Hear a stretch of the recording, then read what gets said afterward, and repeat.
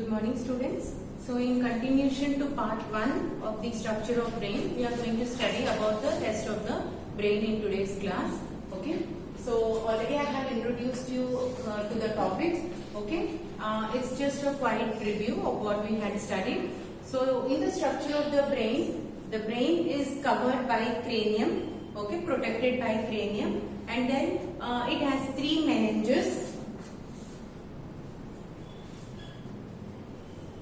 If you can remember, dura mater, arachnoid membrane,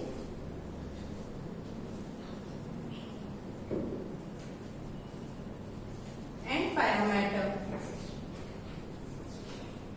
So this is the outermost one, which is thick. This is thin and wavy. Thick and double layered, right? And whereas pia mater, it is thin and innermost, and these two are separated by subdural space, and these two are connected by subarachnoid space, right?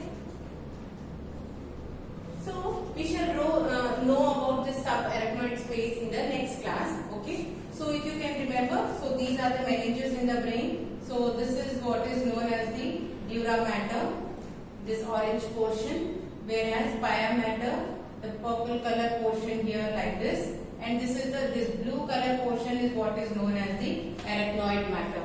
Okay. So these are the 3 meninges, and then the brain is divided into 3 parts: forebrain, midbrain and hindbrain.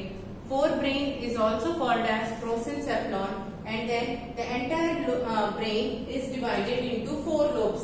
So the frontal lobe, the temporal lobe, the parietal lobe and the occipital lobe, 4 lobes.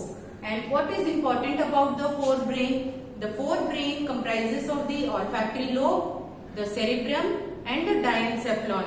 So the olfactory lobe helps in olfaction from it receives the sensory impulses from olfactory epithelium and helps in olfaction, means smelling.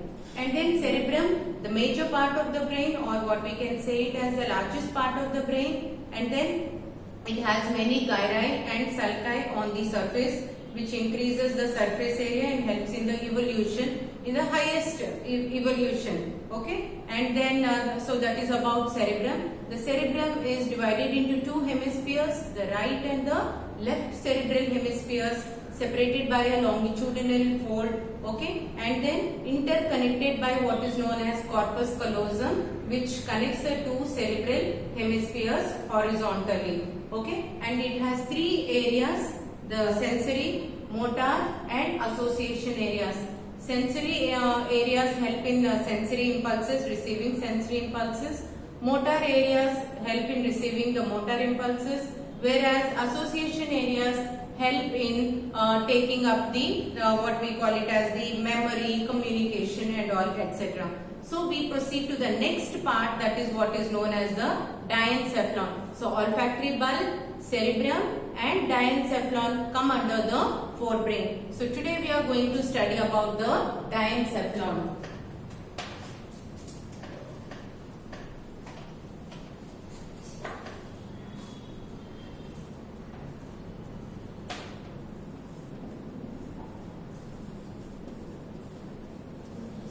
Cephalon is the part of the brain. Okay, so the meaning of cephalon is part of the brain. So this is also called as thalamencephalon. Okay, and this diencephalon is again further divided into 3: epithalamus, thalamus and hypothalamus. Right. So coming to the epithalamus, epi means outer, or what we can say it as above.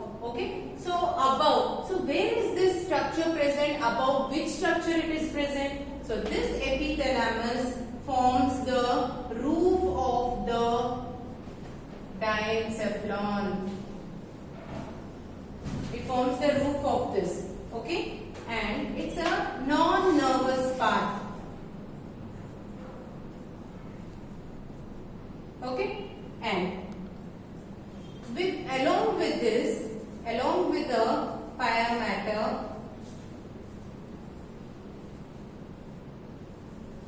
it forms anterior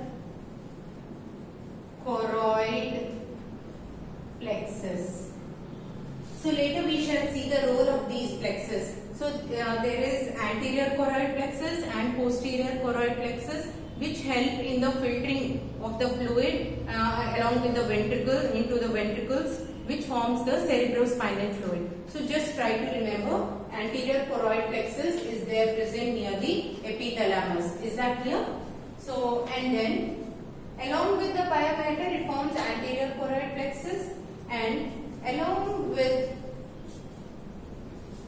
the epithelium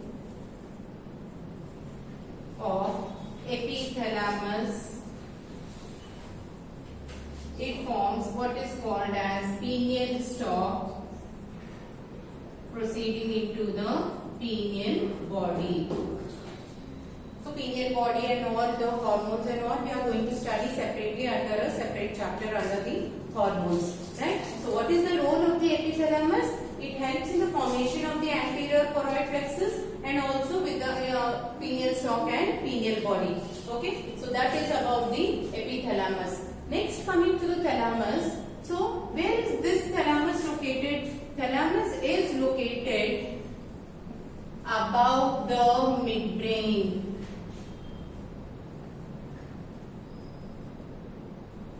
Right? And it helps for center for sensory and motor signaling. Okay, so that's about the role of the thalamus. So coming to the location, it is present above the midbrain. Next, last but not the least, the hypothalamus. Hypo means what? Below. Okay, so hypothalamus, that means the location is below the thalamus. Okay, and I think you might have studied in the earlier classes, the hypothalamus acts as a thermostat of the body.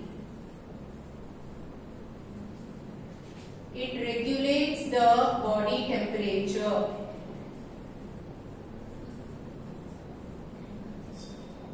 Okay, and this hypothalamus forms a funnel-like structure connecting to the pituitary gland. This funnel-like structure, it is called as infundibulum. Okay, these help in secretion of hypothalamic hormones. Right? So, what is the speciality of this hypothalamus? It helps in the regulation of the body temperature, osmoregulatory. Okay, that means maintaining the osmosis of the body fluids. Okay, osmoregulatory, thermoregulatory, feeling of thirst, feeling of hunger, desire. These all are related to the functioning of the hypothalamus. And what is something else about this hypothalamus? So the cerebral hemispheres plus amygdala plus hypothalamus,